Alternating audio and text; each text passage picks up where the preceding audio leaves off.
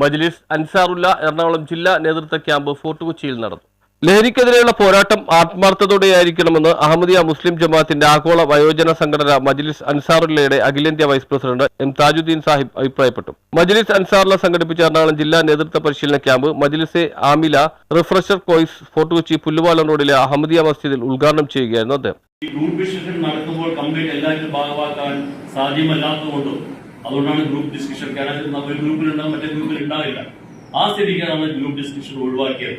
കാരണം വെച്ചാൽ ഇതിന് എല്ലാവരെയും കുറിച്ച് ക്ലാസ്സുകൾ മനസ്സിലാക്കുമ്പോൾ നമ്മൾ ഒരിക്കൽ ഉമൂമിയായിരിക്കും, ഒരിക്കൽ സൈമായിരിക്കും, മറ്റൊരിക്കൽ തർബീത്ത് നാസിമായിരിക്കും, അല്ല തർബീത്ത് മുന്തസീമായിരിക്കും, അതുപോലെ തന്നെ താലിബുൽ ഖുർആനായിരിക്കും. യുവതലമുറ അധികമായി ലഹരിയിലേക്ക് വഴുതിവീഴുന്നു. ആരെങ്കിലും മദ്യപിച്ച് വഴിയിൽ വീണുകിടക്കുന്നത് കണ്ടാൽ അയാളെ അവഗണിച്ച് കളയാതെ ആവശ്യമായ പരിചരണം നൽകിക്കൊണ്ട് ആ ദുസ്വഭാവത്തിൽ നിന്ന് രക്ഷപ്പെടുത്താൻ തീവ്രമായ പരിശ്രമം നടത്തണമെന്നാണ് അഹമ്മദിയ മുസ്ലിം ജമാഅത്തിന്റെ സ്ഥാപകരായ ഹദ്റത്ത് മിർസ ഗുലാം അഹമ്മദ് അഭിപ്രായപ്പെട്ടിട്ടുള്ളത്. ദൈവം നമ്മുടെ ബലഹീനതകൾ മറച്ചുവെച്ചതുപോലെ നാമും മറ്റുള്ളവരുടെ ബലഹീനതകൾ മറച്ചുവെക്കുക, എപ്പോഴും ഊർജ്ജസ്വലരായി നിലകൊള്ളുക, ദൈവത്തെ പ്രാപിക്കലായിരിക്കണം ജീവിത ലക്ഷ്യമെന്നും അദ്ദേഹം പറഞ്ഞു.